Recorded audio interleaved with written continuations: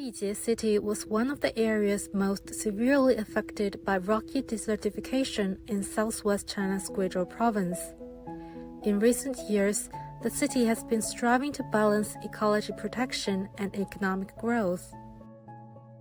With green transformation, Bijie completed the afforestation of 7.17 million mu and reclaimed 862.69 square kilometers of rocky desertification from 2017 to 2022. During the same period, its forest coverage increased from 52% to 60%.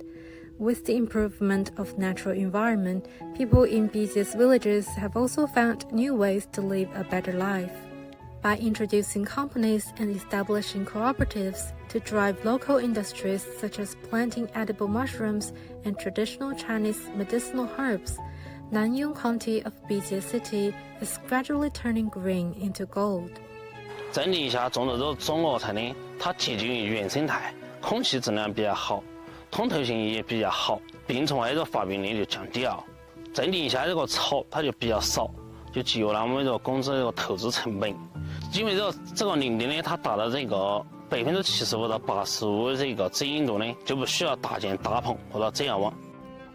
Jingxin village has witnessed a significant increase in forest coverage, which not only improved natural conditions, but also helped people find a path to wealth. 金星村现有森林资源8242亩，老百姓通过林木建法实现经济收入100余万元。